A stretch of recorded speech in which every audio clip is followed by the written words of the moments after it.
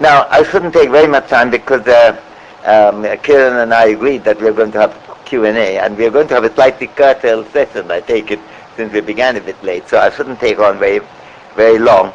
I just would emphasize that what I'm saying locally here would apply, of course, at the national level too. Saurabh was absolutely right to emphasize that at the national level we have to look at some global issues too. The contribution of the IT sector to foreign exchange reserves, contribution of the IT sector to overall GDP and the expansion of the economy, its contribution to overall employment. Definitely, these are aggregate considerations.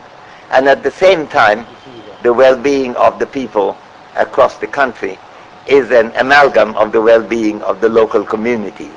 So that what I was discussing earlier, and at a local level, of course, has its global reflection when you add them up for the country as a whole. Maybe this will come up a little bit more when we have a conversation on the Q&A on that, or discussion on that. But let me say one other global thing. One of the things for India to recognize is that right from independence, time of independence, well, India had a kind of pretension of global leadership, and sometimes some achievement, but really limited.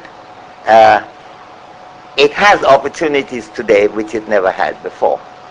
That is when, through his imagination and concerns, Nehru in particular was laying the foundations of the non-aligned movement.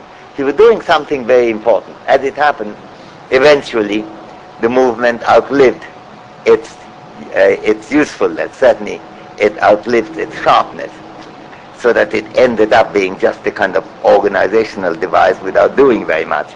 And then came a whole period when I think our rhetoric was well ahead of our ability to make any difference.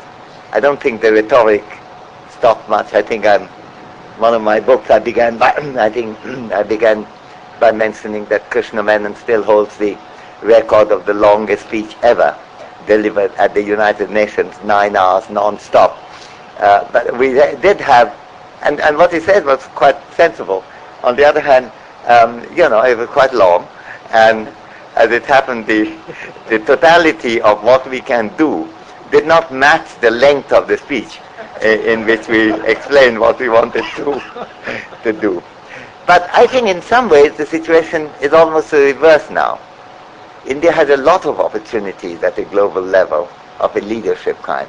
I don't mean, there's some of the leadership issues, in my judgment, requires rethinking. I think quite a lot of Indian foreign policy seemed to me to be governed by fairly narrow considerations. I think our attitude about Myanmar, for example, or Burma, I find very difficult to accept.